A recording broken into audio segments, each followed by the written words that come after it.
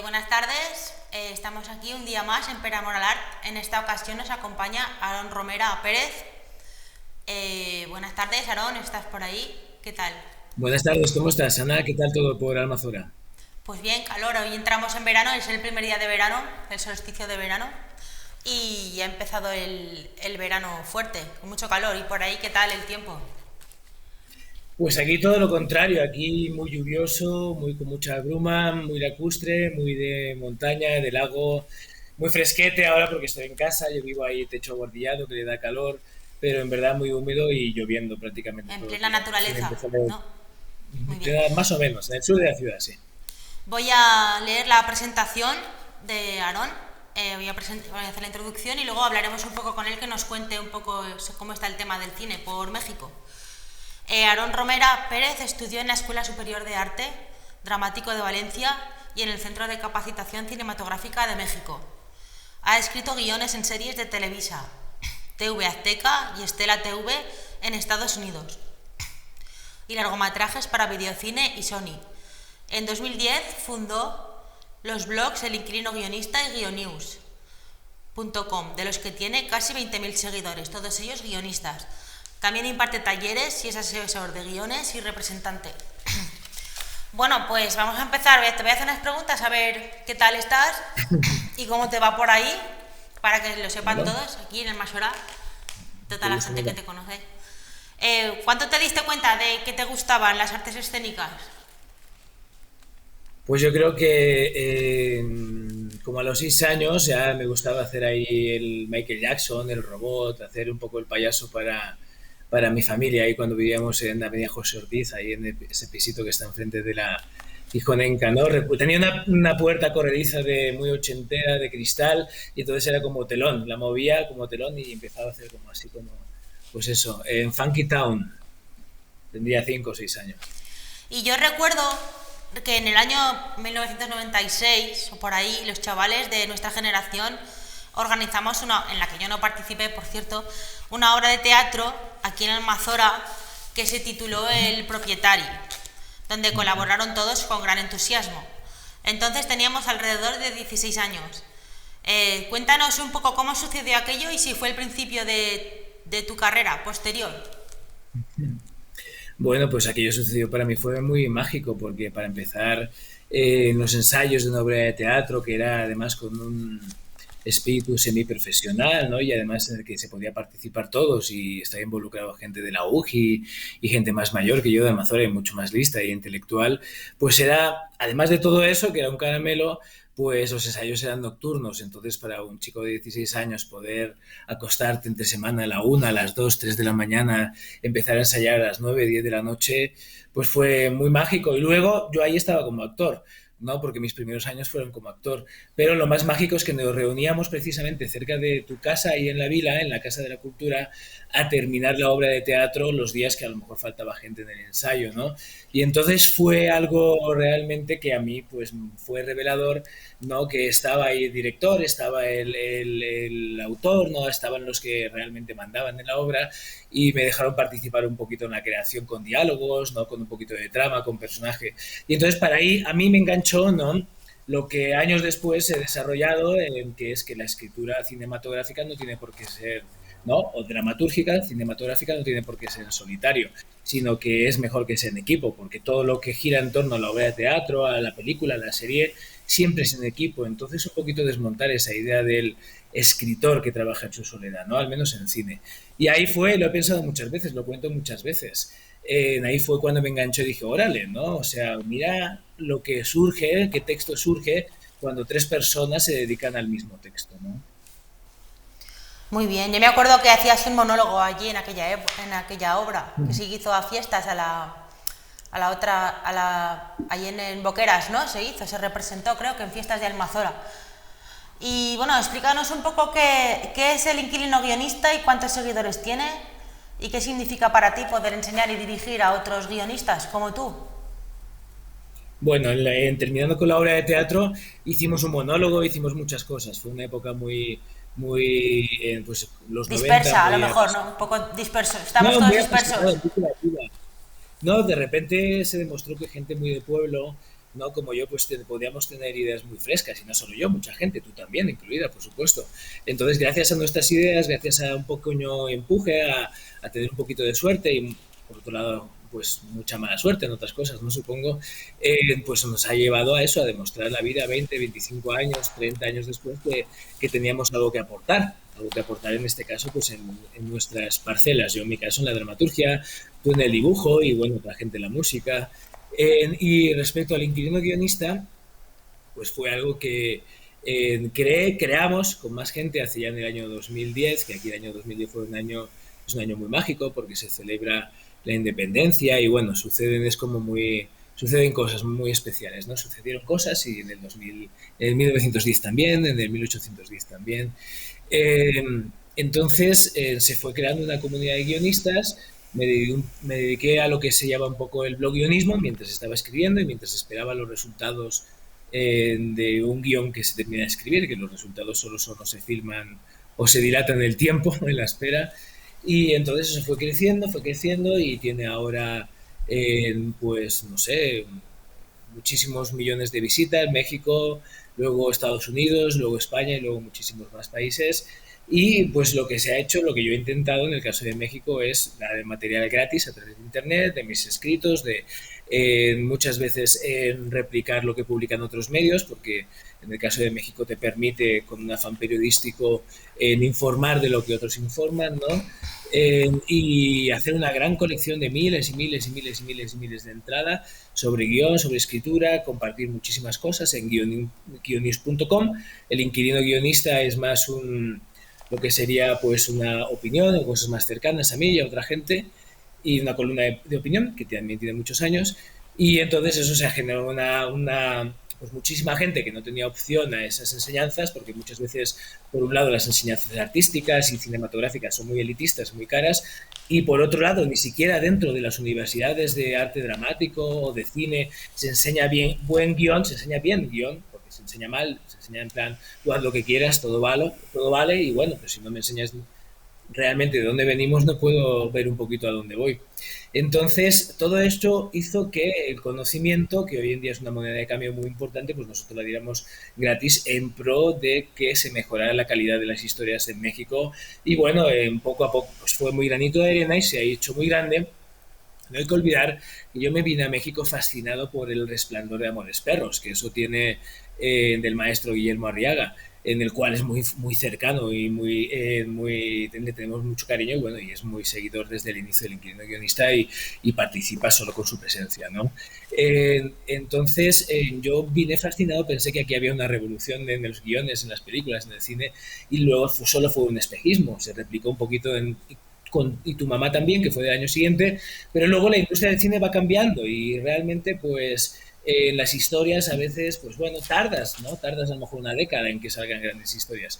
Bueno, yo con ese gancho de las historias, de los guiones, pues creé esta comunidad que tiene muchísimos seguidores y en la cual participa mucha gente y bueno, hacemos muchas actividades, producimos y hemos hecho muchísimas cosas para los guionistas, muchísimas en todos estos años, y una de las últimas cosas que hacemos en los dos últimos años, porque siempre vemos qué partes podemos mejorar, no solo del estudio y de la enseñanza del guión, sino de la práctica, de la industria del guión. Y una de las partes que en los últimos 2 años, más o menos, desde el inicio de la pandemia, vimos que se podía mejorar, supongo que fue porque la pandemia me obligó y nos obligó a recluirnos, fue pues la representación de guión, abrir mercado, que se cambie este paradigma de no compro guiones, tú escribes el guión y te lo pago si sale la película, no, que se cambie el paradigma a, bueno, y lo que yo compro es a lo mejor un argumento y a partir del argumento te voy pagando para que se desarrolle el guión, o compro guiones efectivamente o tengo un voucher de dinero al año para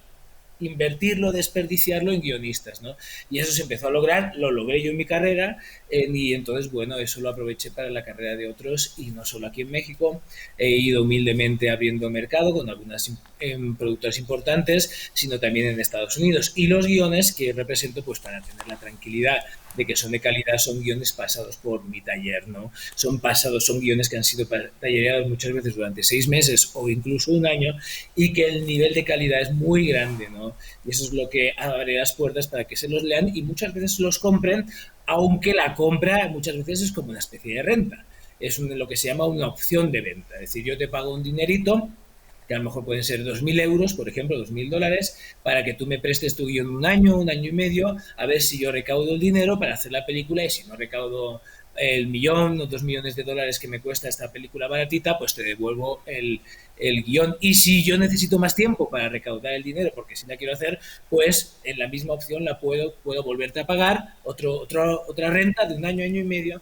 Y entonces es un mercado que tiene que ver mucho con los derechos, con la propiedad, ¿no?, del autor. Y bueno, de momento ahí estamos, y de momento sí tiene buena repercusión, en el sentido que ninguno de los 8 o 10 productores, tanto mexicanos como estadounidenses, con el que trabajamos en el Inquilino, en este aspecto del mercado, pues se ha molestado, sino todo lo contrario, se ha enganchado a este tipo de guiones, y algunos ya lo han comprado, como te digo. Básicamente eso es muy resumidas cuentas, todo esto, más de una década de trabajo en ese aspecto del guionismo. Entonces podemos decir que tu labor es importante, ¿no? Todo lo que estás haciendo ahí por el cine. ¿Y se han abierto ante ti las puertas de Hollywood? Bueno, no sé si es importante. Yo creo que es importante en la medida en que involucremos a mucha gente, ¿no? No solo con un espíritu comunitario como hay aquí en México, sino que con un espíritu gremial, y sobre todo que esto no es una competitividad de uno solo, que si yo compito para mí, también quiero las mejoras para los demás. Es una cuestión de rol. Si mi rol es ser el guionista, pues lo que quiero para mí lo quiero para todos los guionistas, ¿no? Entonces, en ese aspecto también tiene que ver hombro con hombro y arrimando, ¿no?, como se suele decir. Y sí, las redes, ya sabes tú que eso lo ha permitido desde hace más de una década. Y luego lo de las puertas de Hollywood, bueno, más que las puertas de Hollywood, es que aquí en México tiene una situación muy especial. Al estar al sur a 2 horas en avión de Los Ángeles, al tener tanto público, tanta audiencia mexicana y latinoamericana en Estados Unidos que quiere buscar sus historias, en los últimos años no solo ha generado que haya mucho estadounidense filmando en México, sino también ha generado trabajo de outsourcing, que es que Estados Unidos encarga material aquí a México. Y luego también, en mi caso, con el Inquilino, pues se ha cumplido una máxima, ¿no?, que a mí me daba mucha risa, ¿no?, cuando hace muchos años, que siempre se decía: no vayas a buscar a Hollywood, Hollywood te buscará a ti, ¿no? Y me daba mucha risa, como todo lo que me da risa del cine y de Hollywood. En el fondo es muy para adolescentes, me parece muy divertido, me da mucha risa. Entonces sí vino ese pequeñito Hollywood, vino a buscar precisamente este tipo de guiones en que no encuentran Los Ángeles ni Estados Unidos, que es guiones pues de historias de gente que es mexicoamericana o que nació en México y vive y trabaja en Estados Unidos. Ya sabes, de alguna forma son historias muy dramáticas también, historias muy duras, porque siempre se pone en juego el American Way of Life, ¿no? Entonces, como Hollywood se ha abierto mucho en los últimos años a las minorías y no solo a la gente afrodescendiente, mexicanos y mujeres, sino que en verdad está encontrando nuevo público. El cine necesita mucho público masivo para que funcione, y entonces siempre va la zaga. Pues entonces muchos productores y estudios e intermediarios y esto, pues vienen a gente que a lo mejor es de origen latino, pero que ya estudió en la UCLA, que es una universidad muy buena, no, pues vienen a buscar gente, socios en matrimonios de Hollywood, le llaman ellos, ¿no? Gente con la que casarte unos años, ¿no? Y decir: estoy casado contigo unos años y vamos a intentar levantar proyectos. Y entonces, pues bueno, se intentan levantar 2 o 3 al año, y con suerte pues levantas uno. Básicamente es eso. ¿Y cuáles son los temas más recurridos por los guionistas en general? ¿Qué ofrece el guionista al cine? ¿Qué temas son los más Mira, recurrentes? hay muchos temas, los temas siempre son universales, ¿no? Pues el dinero, la felicidad, yo qué sé, en la relación paterno-filial, en la muerte, por supuesto, el amor es el más recurrido. Tienen que ser temas universales que generen conflictos primarios. Conflictos primarios son conflictos que nos interesan a todos. Y por otro lado, el guionista tiene que saber, a la hora de contar su película, a qué tipo de juego le está apostando. Y cuando digo qué tipo de juego, hay 2 tipos de juegos, básicamente. Películas que le apuestas mucho a la trama, ¿no?, al juego, al desarrollo de la trama, que son todos los géneros, todas las películas de acción, de terror, todas las que hace Hollywood. Y películas que le apuestas mucho al desarrollo psicológico de los personajes, que no es tan importante la trama, sino cómo esos personajes van cambiando, el arco dramático. Entonces, ¿eso qué significa? Que en películas como, no sé, películas de cualquier película. Die Hard, por ejemplo, no recuerdo cómo era la traducción en España ahora, esta de Bruce Willis, que está en un rascacielos y tal, pues ahí es la trama de cómo se va a joder a los terroristas, ¿no? Y cómo va a salvar a la gente, la trama, ¿no? Es algo realmente matemático. Luego el arco dramático es muy pequeño, porque su único objetivo es querer ver a su hija y pasar la Navidad con su hija, y entonces pasa del enfado a la felicidad, ¿no? No tiene mucho desarrollo psicológico, pero sin embargo cogemos cualquier película de cine europeo que se le apuesta a este desarrollo psicológico y todo siempre es más sesudo, el conflicto siempre es cómo te comportas, qué es lo que haces, ¿no? En teoría, una buena película debería tener los dos, debería apostarle a la trama. Las buenas películas que nos gustan, las mejores son aquellas que le apuestan a la trama, que nos mantienen intrigados, porque la trama es lo que te intriga, y luego lo que nos mantiene emocionados, que es el desarrollo no psicológico de los personajes. Si eso lo tiene claro un guionista, se hace infinito, porque eso cabe para cualquier personaje, cabe para cualquier historia. ¿Y consideras que hay talento entre tus alumnos guionistas? Bueno, no los considero mis alumnos, para empezar. Yo soy un tallerista y entonces son gente que es profesional siempre, ¿no? Que gente que ya es guionista, que ya es productor. Luego también es un taller enfocado al 100% a la profesionalización, o sea, es el último eslabón porque el objetivo es crear guiones de calidad. Entonces entra mucha gente que viene de la publicidad, del periodismo, gente que lleva 20, 25 años de carrera y que dice, bueno, quiero, ahora es un boom, sé que es un boom de las series, de las telenovelas, incluso de las TV movies por las plataformas, y entonces quiero apostar a que yo tenga un punto de vista, porque lo que se le apuesta es a saber narrar a nivel cinematográfico, lenguaje dramatúrgico, cinematográfico, pero también a tener algo que decir, un punto de vista, ¿no? Una experiencia, algo que enseñar. Es el lenguaje a nivel de sentido, ¿no? El lenguaje cinematográfico es muy parecido al lenguaje de las fábulas, de Esopo, Samaniego, este lenguaje del siglo XVIII, ¿no? Que en verdad se intentaba alejar del oscurantismo del clero y buscaba un poquito la luz de la razón, ¿no? Pues el cine también se inventa en el siglo XIX, en la Revolución Industrial, buscando un entretenimiento de la razón, un entretenimiento del burgués, un entretenimiento de la clase media, que se entretiene también no solo en una trama, no solo apasionándose y emocionándose, sino también discurriendo, que es lo mismo que te dan los libros, ¿no? Yo tengo un recuerdo tuyo que a los 14 años ya habías leído toda la literatura española del siglo de oro de la literatura aquí en España, y tú controlarás bien el lenguaje Sí, este, ¿no? Que me bueno, no sé dices. si toda, no sé si toda, pero para mí fue un flash, lo recordaré toda la vida. Tenía 13 años, más o menos, en el colegio que estudiaban salesianos, ¿no? Que, bueno, bueno, ya sabemos que el colegio de curas, me pasé demasiados años con curas, pero bueno.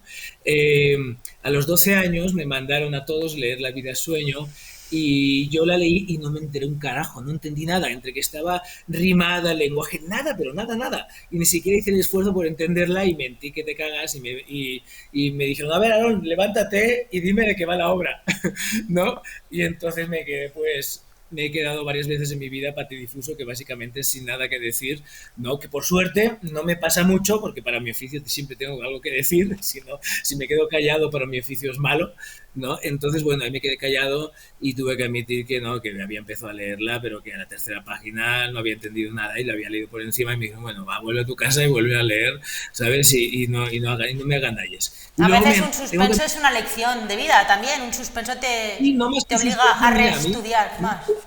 más que un suspenso, esto es lo que quería que hacer. A mí siempre los maestros y la gente que me ha enseñado literatura o teatro o arte me ha tratado muy bien, ha sido muy noble, nunca me ha suspendido, siempre me ha dado una segunda oportunidad. Y yo creo que eso es lo que yo he valorado, ¿no? Que la gente de letras en verdad no es como de matemática ganas o pierdes, es decir, ponte a hacerlo bien, que esto no se trata de nada de competir, esto se trata de que te guste lo que estás haciendo, lo disfrutes y aprendas y tal.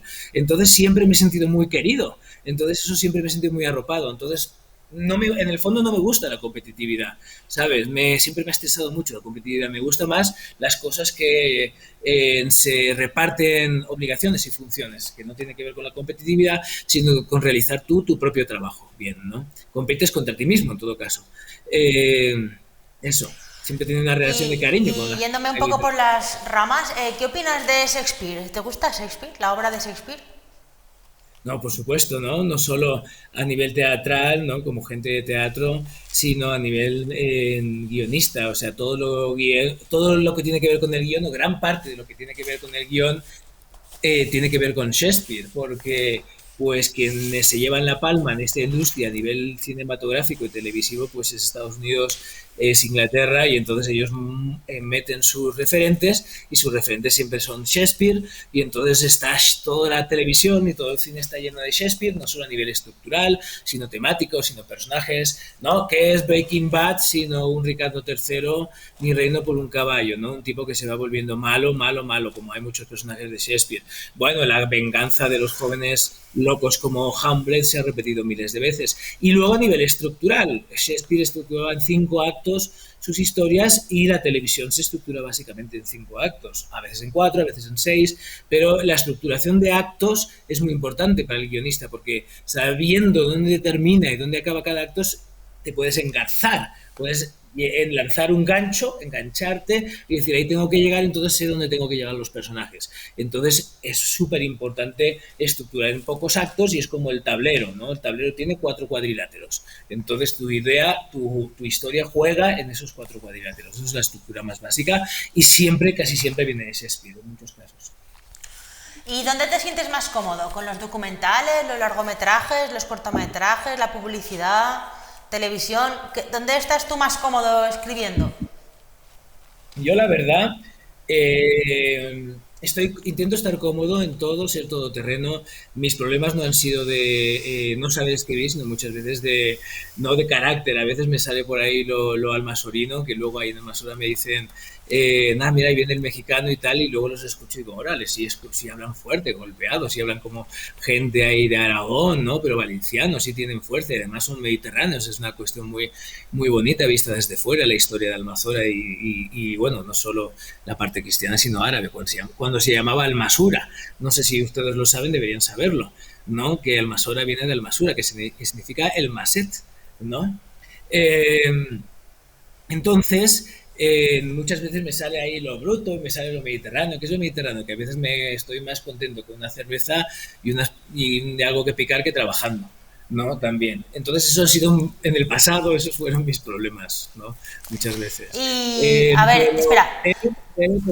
Terminando un poquito entre la diferencia entre teatro, publicidad, televisión, donde estoy más cómodo. Lo importante es aprender la dramaturgia comparada. Saber que cada línea, cada subrama de la dramaturgia tiene una forma, un lenguaje. Entonces tú tienes que controlar la dramaturgia para cine, la dramaturgia para tele, la dramaturgia para en serie, para webserie, para en publicidad, la dramaturgia para cómic, la dramaturgia incluso para meme. Entonces eso nos enseña en las universidades. Habría que enseñar dramaturgia comparada para saber escribir en todas las ramas de la dramaturgia. Y aquí tengo un PDF que me mandaste, que bueno, veo que has escrito de todo, cortometrajes, obras de teatro, para televisión, largometrajes, publicidad. Y te quería preguntar, ¿cómo es posible todo este repertorio con lo joven que eres? ¿Te ha dado tiempo a escribir todo lo que has escrito? ¿Cómo es posible? ¿Tú no duermes? Bueno. ¿Escribes de día y de noche o qué pasa? No, mira, hay varias cuestiones. Ahí lo primero es la publicidad. Por suerte siempre he podido vivir o de televisión o de cine o de dar clases. La publicidad, cuando la he hecho, tiene que ser pues tiene que tener un sentido, ¿no? Gratuito, en social, ¿no? De algo que me mueva por dentro también, ¿no? Que también he hecho trabajos un poco por esa línea, ¿no?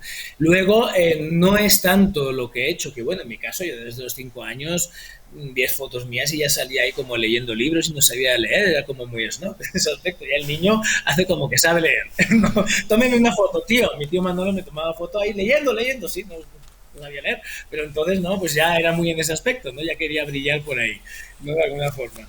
Y luego, pues no se trata tanto de cuánto has escrito, sino de cómo afianzas tu trabajo y lo mucho o poco que tardas. Muchas veces, mucho de lo que he escrito lo he coescrito. Casi todo lo que he escrito en México en mi carrera, por cuestiones de idiosincrasia, porque yo soy de Almazora y hay cosas de los mexicanos que se me escapan y viceversa, pues siempre, y además porque es un gusto para mí, es lo que quiero hacer, lo que me gusta, siempre coescrito. Pero cuando lo que no he escrito, que lo he escrito solo, pues a lo mejor lo he escrito en 2 días, en 3 días, ¿no? O sea, no he tardado mucho tiempo. Hay luego historias que las escribo poco a poco, que tarda 1 año, 2 años, dependiendo de cada historia. Y muchas veces las historias están dando vueltas en mi cabeza durante años. Entonces están dando vueltas, me obsesionan, es como si te acordaras de algún ser conocido o un amigo, no más que ese ser conocido y amigo son imaginarios y los llevas pensando varios años y de repente te sientas en una ocasión especial, por lo que sea, y le das vida, porque hay un concurso, porque lo vas a vender o porque lo vas a ofrecer, y le das vida y brota vida, ¿no? De repente ha madurado en tu interior. Eso es lo que hay que entender. O luego, cuando escribes televisión, le dices, mira, te voy a pagar menos, a lo mejor un poco menos de lo que estás acostumbrado, pero pues me lo puedes escribir en 2 días. Y entonces en 2 días sí te cunde el trabajo porque ganas bastante bien en 2 días, ¿no?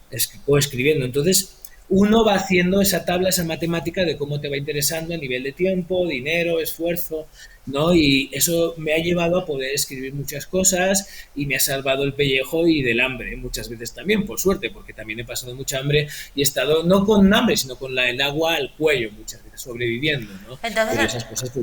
han habido muchas obras después de Orgía, ¿no? Orgía fue de las primeras, creo que estabas en Valencia aún cuando escribiste No, Orgía, ¿puede ser? Orgía, bueno, Orgía es una adaptación de una obra de teatro de Pasolini y fue un ejercicio de dramaturgia para la asignatura de dramaturgia de la Escuela Superior de Arte Dramático.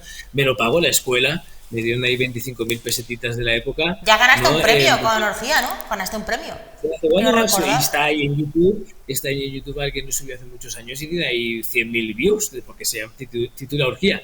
Lo interesante de Orgía es que ahora Calixto Vieito, muy famoso en la década pasada, un director de teatro y de ópera, va a hacer su versión de Orgía, que en verdad ahí es una obra tabú, y más hoy en día porque salen unas escenas de maltrato entre hombre y mujer. Es la versión de una versión.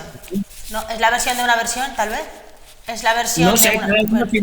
cada uno al final hace su propia versión, porque una de las cosas que tienes que hacerlo es pasar por tu tamiz, actualizarlo, hacerlo tuyo. Si no lo haces tuyo es muy difícil dirigir algo que no es realmente tuyo. ¿Y qué pasó con Mamá Progre? Que no lo veo. ¿No se llegó a plantear, a interpretar, a grabar Mamá Progre? ¿Te acuerdas? Lo sé, claro, eso fue un proyecto hace muchísimos años cuando vivía en Valencia, de 5 directores que leyeron un artículo, creo que en El Mundo, de los tipología de mamás, supongo que sería clichés de la época, y entonces había mucho tipo distinto de mamá, y a mí me tocó la madre progre, no la madre hippie, ¿no? Y yo lo adapté a la madre progre, y entonces escribí un guión musical que sí le dieron un premio, me dieron como 1.000 euros de la época, que era un montón de dinero para hace más de 20 años. Y nada, y tú hiciste el storyboard que te quedó que te cagas, que yo siempre te he dicho esto, hay que publicarlo, pintarlo o desarrollarlo en Pero un bueno, cómic, ¿no? se quedó ahí. Mira, más de la mitad de los proyectos se quedan ahí, más de la mitad. No solo con uno mismo, sino no es personal, son gajes del oficio.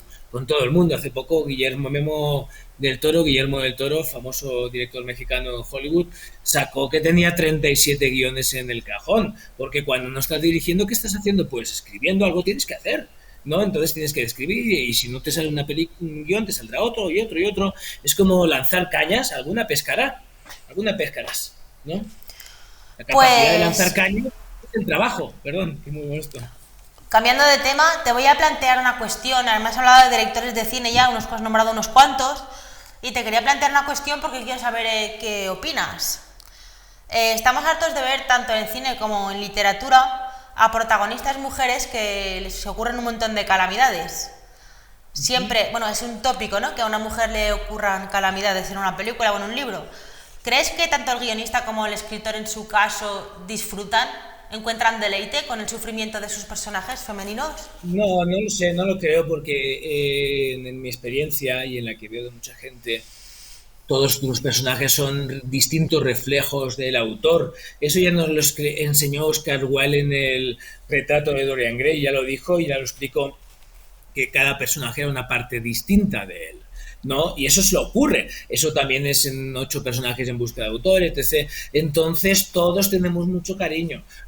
Y además lo que enseñan es que no hay que juzgar a los personajes, porque si luego vienen los actores, los directores, y juzgan a los personajes, ya valió. Un personaje tienes que quererlo aunque sea malo, ¿no? Si no, no lo puedes mimar, no lo puedes vivir. Si no, no le puedes dar algo universal, ¿no? Eso por un lado. Y por otro lado, quien decide el contenido, que es de lo que me estás preguntando, que es el contenido de lo que creas, muchas veces no son los guionistas son los últimos. Muchas veces tampoco son los productores. Los que deciden el contenido son los distribuidores, los exhibidores, los vendedores. O sea, los que les venden las películas a los cines, los exhibidores, o Netflix, que es exhibidor también. Entonces, muchas veces el producto pues va destinado a tomar el menor riesgo posible.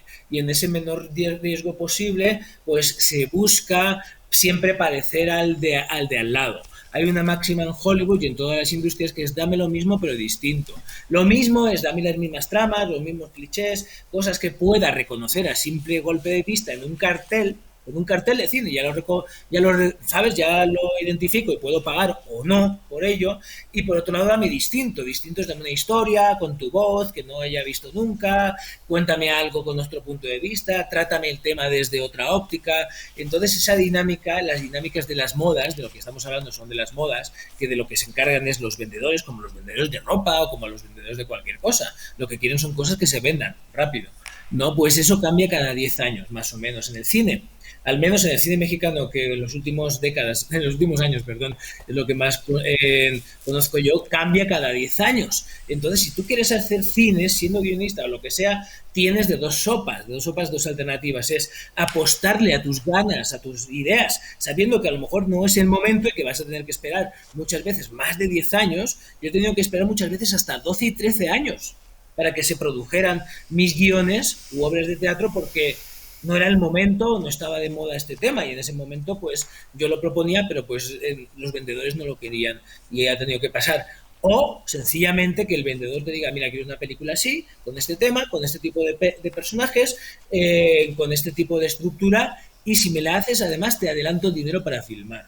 Porque los vendedores sí manejan unos presupuestos muy grandes, ¿no? Entonces, así es como funciona la industria. Si uno se mete al cine o al teatro pensando que eso es suerte, que es la suerte, estará perdido toda la vida. Porque en verdad nos metemos al cine o al teatro por espectadores, por cinéfilos, y nuestros gustos, lo que pagamos por ver, no lo decidimos nosotros. Nosotros decidimos entre 8 o 10 películas, pero las 8 o 10 películas las han decidido a lo mejor 1 o 2 o 3 vendedores que te están queriendo poner como el mejor producto que han encontrado. Ese mejor producto que han encontrado muchas veces lo han encargado hacer de antemano. Eso es lo que hay que saber. Porque así, cuando escribas, sabrás en qué escaparate, a qué vendedor, a qué público vas y te darás cuenta que el cine, aunque sea minoritario, es masivo. Y entonces, a lo mejor, si tus películas son bien raras, no significa que no tengas que hacer tus películas. Significa que tienes que encontrar a las 30 personas en el planeta Tierra que paguen tus películas. Y esas 30 personas las encontrarás en festivales, las encontrarás en lugares pues de cine más especializado como es los lugares que frecuentas según tus gustos. Entonces hay que diferenciar la industria, cómo se hacen las películas por dentro a nivel guionístico y luego los gustos de la gente. Que en los gustos de la gente, pues en verdad mucha gente les dice lo que tienen que consumir y otra gente lo decide, como en todo. Pues ahora que dices eso, te quería preguntar también tu cine, el cine que tú creas, ¿es más comercial o más independiente? Bueno, supongo que hay más variantes, pero son las que yo conozco. Entre comercial e independiente... Pues fíjate que en eso lo he pensado últimamente, porque ya llevo muchos años en México y tú me conoces una época donde mis gustos, por razones obvias, por influencia, eran más europeos, eran más de autor, más españoles, más de festivales, más de cineteca, más de filmoteca, más de biblioteca, ¿no? Y vine a México y por la cercanía con Estados Unidos y por lo que se consume en México, que es un producto, incluso el cine mexicano comercial, tiende a parecerse al estadounidense, incluso el cine de autor mexicano tiene algunos elementos que son como más asimilables, más del cine de Hollywood. Mis gustos pues se han ido, por supuesto, hacia Hollywood. Tengo que admitirlo, que ahora pues nada, que al final, más que mis gustos es que me adapto al medio. ¿Sabes? Bueno, y también hacer, como te tienes que adaptar tú al vendedor, no al director, pues al final vas a morir a eso, ¿no? Vas a acabar haciendo un cine comercial porque es lo que más vende. Efectivamente, al final te acaban diciendo, mira, tú quieres vender películas, quieres escribir guiones y vender guiones, tienes que escribir estos guiones. Y estos sí se venden.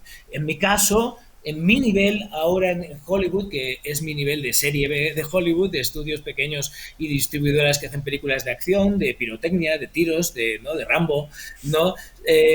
Pues esas películas que son las que aguantan la industria, son los que dan trabajo a los que hacen películas, pues son en las que un poquito me estoy metiendo, ¿no? Y he vendido un guión que ha salido de mi guión, de mi taller, que yo lo he representado, y yo cuando represento me quedo el 20% de lo que se gana con el guión.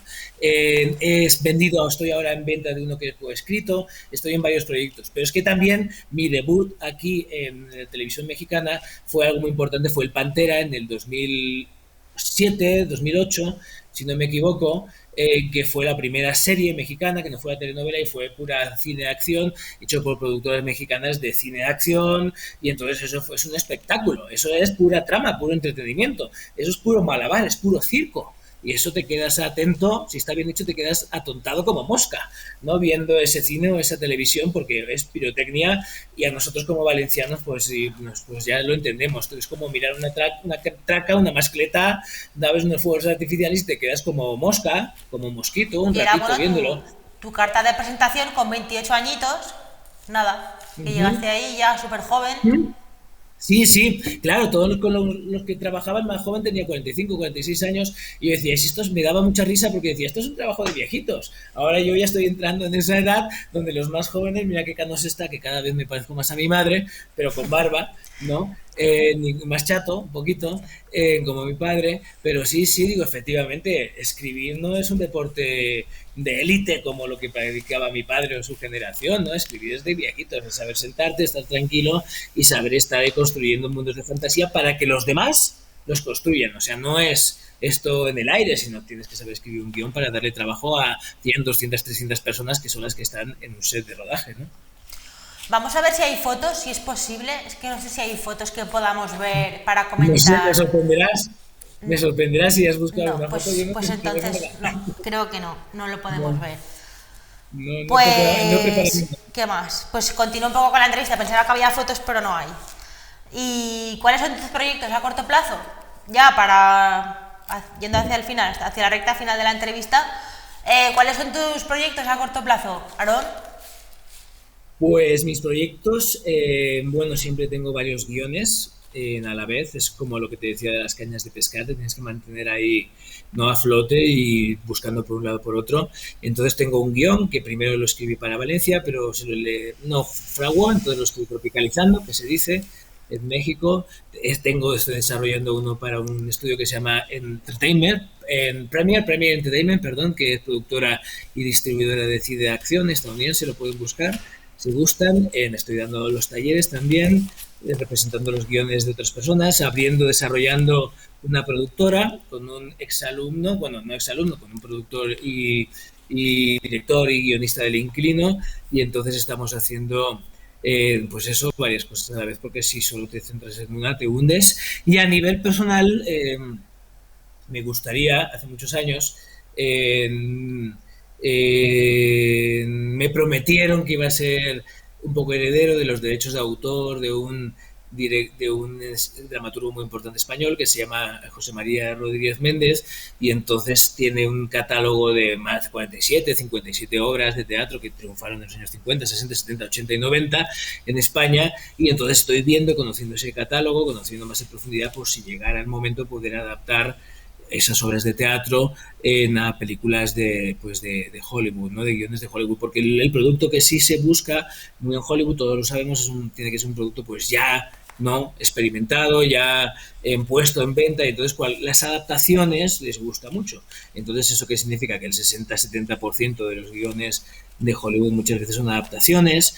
Y luego, bueno, también lo que tiene Estados Unidos es que maneja distinto el tema de los derechos de autor. En nuestra esfera no se llaman derechos de autor, se dividen patrimoniales y morales, y en Estados Unidos solo son copyright, es derecho de copia. Es otra cosa, no es otro nivel, es otra cosa lo que se maneja, es distinto. Eso también hay que darse cuenta, porque si no, no se lleva muy malas sorpresas. ¿Y tú qué crees? ¿Que es posible innovar aún más en el cine o que ya está todo planteado, ya está todo inventado? ¿O aún se puede crear algo Bueno, nuevo? al final es encuentra tu propia voz. ¿Tú crees en las voces en las que las personas tienen cada uno su propia voz? ¿Sí o no?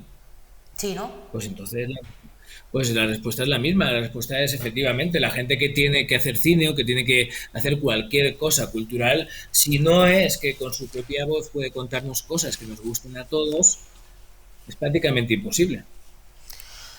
Pues ahora al final de la entrevista vamos a poner el vídeo del Manuel Vaquero, que es un ejercicio que hizo el inquilino guionista, y después del Hace Manuel muchos Vaquero años. Costa Chica, que es un documental premiado con el Premio Nacional Rincón Gallardo contra el racismo.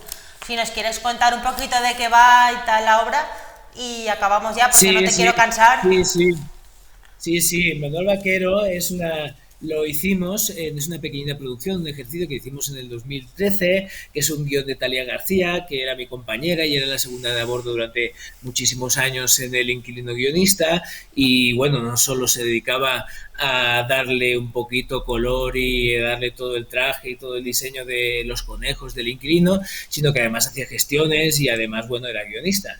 Pues bueno, y también es, por supuesto, es la mamá de mi hija, de Lucía, que tú conoces a Talía. Talía en los últimos, hace más de un año y medio, ya no está en El Inquilino, porque pues ya empezó a volar sola, no como guionista, lo cual que me alegro mucho. Ahora está en una serie de Netflix desde hace mucho, más de casi un año, bueno, más de 6 meses, creo que es la segunda temporada, porque las temporadas van por proyectos de cada 6 meses, o sea, una productora no suele filmar más de 2 temporadas por año de una serie, ¿no?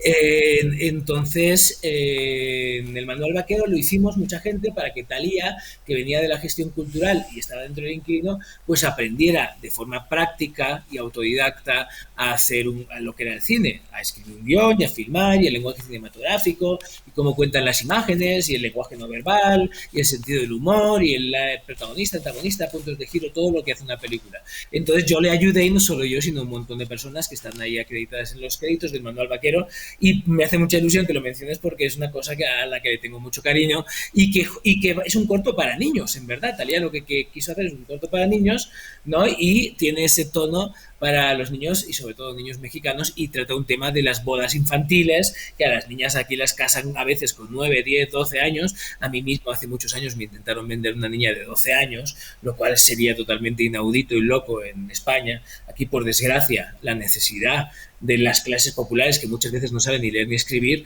pues les llevan a eso todavía. Tiene un rezago tremendo México, lo quiero decir, que hasta que Estados Unidos, Canadá y Europa y Japón y todos los que hagan falta no ayuden de verdad a México, como Europa, Alemania, Francia, Inglaterra ayudó a España en el año 86, 82, 86, cuando entró en la Unión Europea, no va a dejar de ser el tercer mundo. O sea, no nos engañemos. La gente por sí misma no puede, ¿no?, competir contra los ricos. Son los ricos los que tienen que ayudar a ¿no?, a las naciones más pobres para que se pongan un poco al día o intercambiar y lleguen a acuerdos, ¿no?, a través de uniones y todo eso. Bueno, dicho esto, le tengo mucho cariño al Manual Vaquero. Qué bueno que lo vayas a poner. Y Costa Chica, la Costa Chica. Precisamente, la Costa Chica, precisamente, fue un encargo de una activista afrodescendiente, oaxaqueña, de Coatulco, que es la esposa de un amigo mío español, asturiano, que lleva muchos años ahí en Huatulco, que es un desert puro trópico, entonces es donde hay más gente más quemada por el sol. Jamás dirías que es asturiano si no lo vieras empinar el codo. Y el sentido del humor rudo que tienen los asturianos, como los valencianos también. Entonces, él, que ya sabía, Juan Clavijo, que se llama, que ya sabía que yo me dedicaba a lo que me dedicaba y había visto mis trabajos de hace tiempo, le dijo: mira, que hay esta oportunidad, que la gente, estos colectivos afromexicanos no le abren la puerta a cualquiera, porque además van apoyados por intelectuales y académicos de las grandes universidades mexicanas, y entonces necesitan a alguien que haga los deberes y haga un tipo de documental en que sirva mucho para cambiar, mover el panorama político, y ese sirvió. Y también tengo que decir que la ONU hizo un decenio que se llama La Ruta del Esclavo, que va desde el 2014 al 2024, que no ha terminado, que es dar dinero y presión política desde la ONU para que los gobiernos donde tiene afromexicanos, afrodescendientes, gente negra, no reconocidos, como era el caso de México, que si el no reconocido es invisible, pues cambien. Entonces todo se juntó, el hambre con las ganas de comer, y funcionó muy bien. Lo vieron millones de personas. Puso de moda este tipo de activismo afromexicano, este documental, y al equipo que lo filmamos, que eran 4 personitas, ¿no?, que fuimos ahí 2 o 3 días y filmamos este corto documental, pues nos dieron el Premio Nacional contra el Racismo Rincón Gallardo, que es un premio muy importante para medios de comunicación. Y claro, ahí estábamos como en la entrega de premios como pez fuera del agua, porque es un premio para los grandes emporios de comunicación y de periodismo mexicano, y nosotros estábamos como El Inquilino Guionista, que ni somos periodistas ni somos una empresa siquiera, sino que es un colectivo un poquito que entra y sale. Hay que entender que El Inquilino Guionista se fundó en una época que estaba muy de moda en el anonimato en Internet, que es la época de Anonymous, de ponerse una máscara y todo esto. Y entonces también el inquilino nos pusimos esa máscara de conejo que representa al guionista y no nos lo quitamos. Y entonces no hay una cabeza visible del inquilino, pero sí hay un representante, ¿no? Y en este caso yo soy el fundador, pero hay mucha gente que ayuda y que sobre todo lo apoya. Que te apoyan. Eso es lo que quería decir de las dos videitos que has elegido, que estoy muy contento y que tengo Es mucho que cariño. el Manual Vaquero me parece súper representativo de lo que es la cultura mexicana, aunque yo no la conozca de cerca, pero me parece muy representativo y tiene mucha esencia de lo que es la cultura pues, mexicana. Pues nada, hasta aquí hemos llegado, te deseamos mucha suerte en tus proyectos y que continúes convirtiendo en oro todo lo que tocas y que llegues lo más lejos posible en tu trayectoria. Tú lo sabes, el oro es poder seguir trabajando y esforzándote y poder eso, emperrarte y llegar a la edad. Eso también quiero decir esto, que cuando eres un joven artista, Ana y yo nos conocimos a los 14 años, 12, 14 años, y claro, no nos empezaron por un lado a tomar en serio los demás hasta que no vieron que ya éramos treintones y que eso no era una locura adolescente, la defensa que hacíamos a ultranza de la cultura, porque teníamos un talento especial para ello. Entonces dijeron, estos no son locos, hay que tomarlos en serio. Y por otro lado, que también la adolescencia, la veinteañez, pues nos tiene que servir para experimentar, para reconocernos y para descubrir cosas importantes para nuestra vida sin importar que estemos en Almazora, que es un pueblo chiquito, y en mi caso, pues de Almazora hasta el mundo, ¿no? El límite soy yo. Y esto no quita que quiera volver a Almazora porque me gustaría que mi hija tuviera una cultura y una educación más cercana a la europea, o mejor dicho, a las dos, a la mexicana y a la europea. Que no le faltara ese pie europeo, que es muy importante también que esté en México, pues porque no hay que olvidar que México es una cultura mestiza mezclada con la europea. Es mezcla de cultura europea y la indígena. Entonces eso hay que tenerlo siempre muy claro y no hay que olvidarlo. Es un lugar muy bisagra entre Occidente y Oriente. Eso es lo bonito, precisamente, de México. Ni nada, vamos a ver entonces el Manual Vaquero, que habla de cómo casan a una niña, ya dije spoiler, ¿no? De cómo la casan y cómo a dos niños, mejor dicho, a dos niños, porque además los casan por interés, entonces muchas veces los casan muy jovencitos. Y como Costa Chica.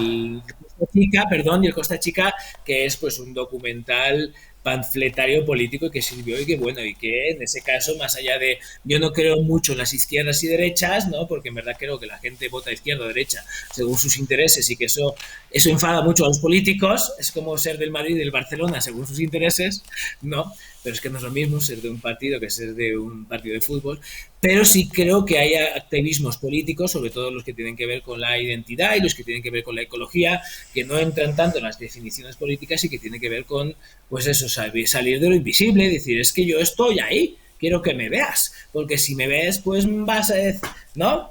Si me ves vas a preguntarme, oye, ¿cómo es ser negro en México? Si no me ves como negro porque estoy invisibilizado, solo vas a ver una parca coches. Entonces, bueno, en ese caso... Pues nada, ha sido un honor poder hablar contigo y verte después de tantos años, aunque sea por videoconferencia, y me alegro mucho de que te vaya todo tan bien. Mucha suerte. Muchas gracias, es un honor que me entrevistes y es un honor que México pues me siga dando la oportunidad de aportar algo que a los demás les guste. Muchas gracias. A ti, que vaya bien. Hasta luego, hablamos, Adiós, chao. adiós. Hasta luego.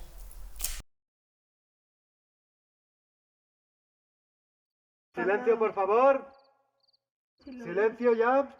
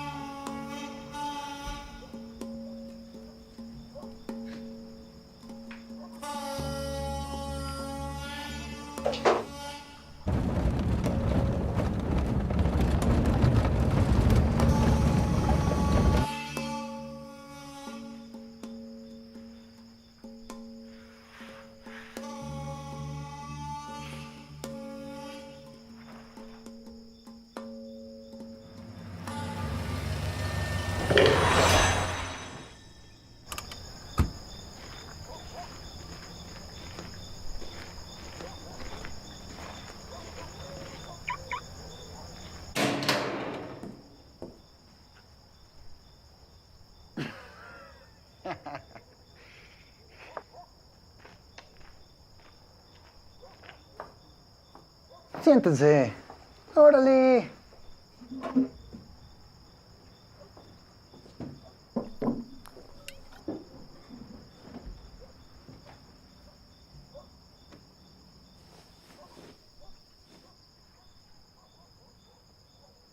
Juan, Teresa, les voy a decir cómo es que se debe, pues cómo es que van a, que tu mamá no te dijo nada.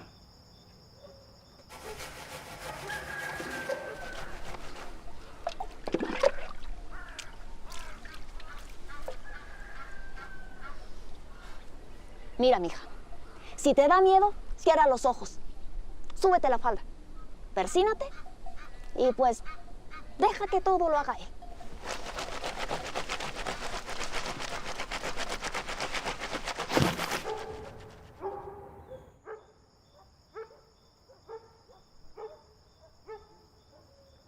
A ver, Juan, quítate.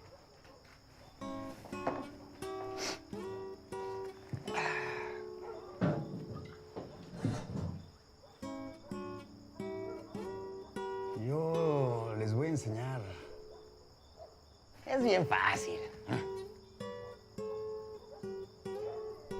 Van a ver que con esto no les queda duda. Este es el manual de la vida del hombre mexicano. Con este, yo aprendí a tocar a las muchachas. ¡Hijo! Era yo un chamaco. 13, 14, poquito más grande que tú. Ya con práctica, ni te digo.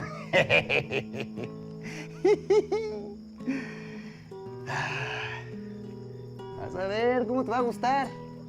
Mira. Tócala con fuerza, pero como no queriendo. La cosa se irá dando poco a poco hasta que pongan cara como la de las muchachas. Y luego solita hace lo que le toca.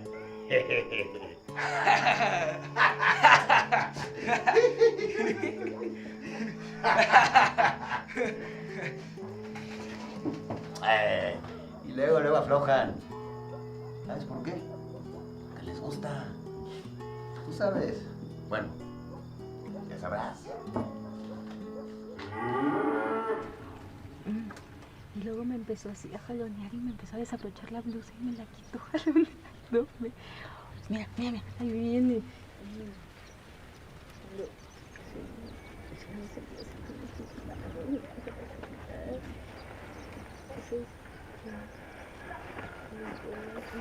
Acá.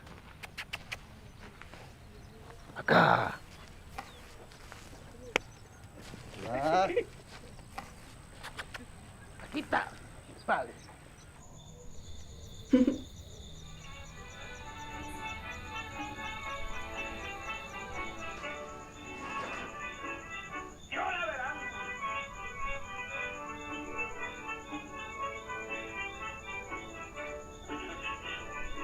Con el tiempo y un ganchito ha de renegar del mar. Con el tiempo de mí te has enamorado. Porque el tiempo es buen amigo de verdad.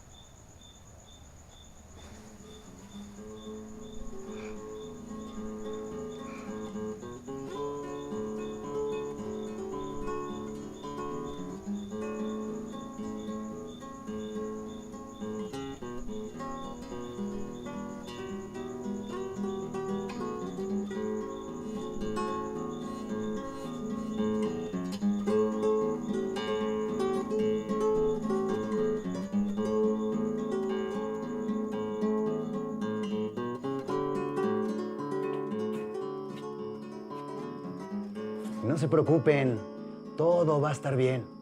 Van a ver, hasta les va a gustar.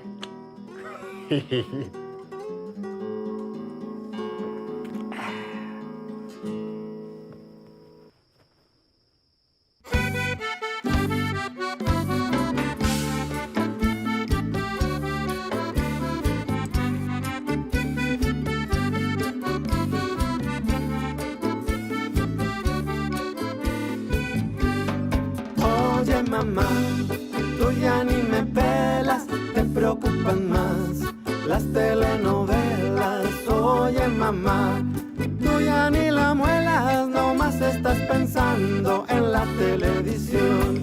Oye mamá, tú ya ni me pelas, te preocupan más las telenovelas. Oye mamá, tú ya ni la muelas, nomás estás pensando en la televisión. Con las telenovelas estás hipnotizada.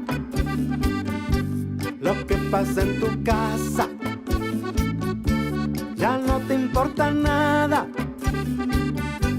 Y el pobre de papá, ¿qué le pasa? Está celoso del galán.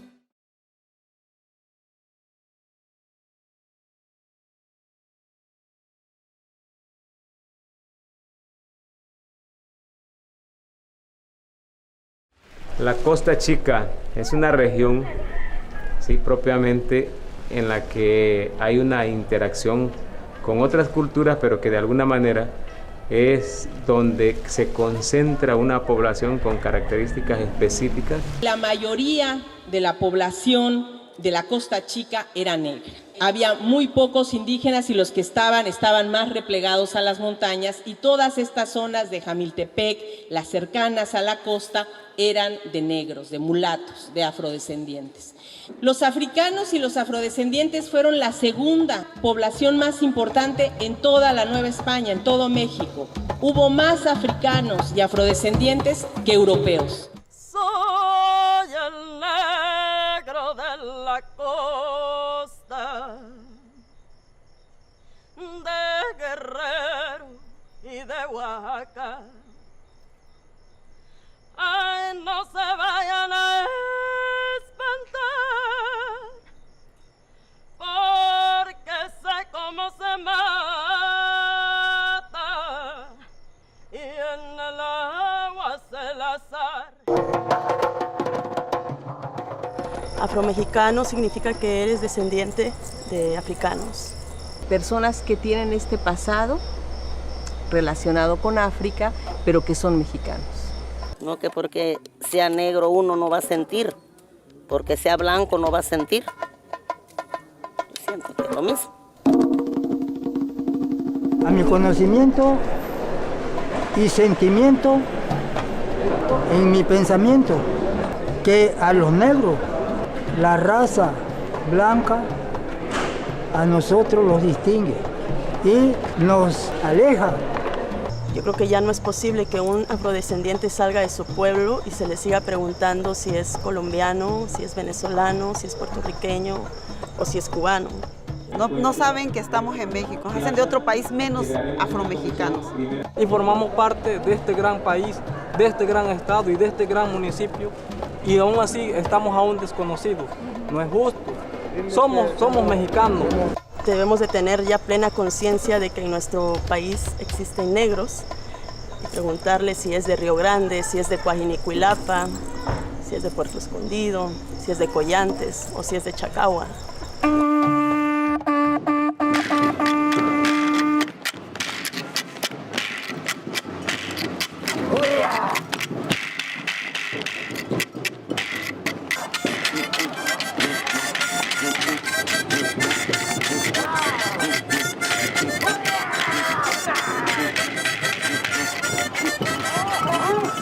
Exigimos de manera inmediata el reconocimiento constitucional como mexicanos que somos.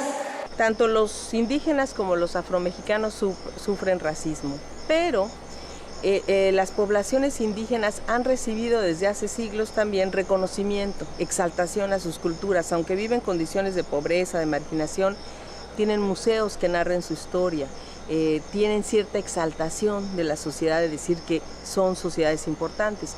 En cambio, los afromexicanos no tienen ningún reconocimiento. Llevar un proyecto no puede ser aprobado, no puede ser aprobado porque no están en la Constitución. Es por eso que siguen sin haber escuelas, sigue sin tener apoyo, sigue sin haber educación. No es casual que en todas partes, en estas distintas partes, siempre los afromexicanos formen parte de estas comunidades más marginadas, excluidas, etcétera, del conjunto de la vida nacional. El reconocimiento por el que se lucha ahora es para que la Constitución diga que además de los pueblos indígenas, los pueblos afromexicanos hacen parte del país y por lo mismo tienen una serie de derechos. Uno de los derechos que hay es a mantener la cultura, a mantener y a fortalecer las prácticas culturales, que sus comunidades y sus pueblos, su espacio, el espacio en el que viven, sea respetado. Que si el Estado quiere hacer alguna cosa en su espacio de vida, les pregunte si están o no están de acuerdo, y si no están de acuerdo, encontrar una solución. Estamos viviendo en un mismo territorio, simplemente queremos la igualdad. No queremos ser más que los indígenas ni menos, simplemente que se nos dé una igualdad. Integrarnos a las 64 etnias y con la de nosotros 65. También vamos a exigir que se respeten esos derechos y eso nos da una vida digna. Exigir que se reconozca la historia de los afromexicanos, el pasado, el presente y la construcción de nuestro futuro también es proteger el patrimonio cultural afromexicano. Clamando de manera general los afromexicanos por ese reconocimiento que históricamente ya es una deuda del Estado mexicano con nosotros. Estamos haciendo valer nuestros derechos como población afromexicana, haciéndonos visibles. Soñamos realmente con estar con un lugar específico en la historia de México, lograr ese reconocimiento constitucional y poder organizar a la población afromexicana para que primero conozca sus derechos y segundo reclame esos derechos.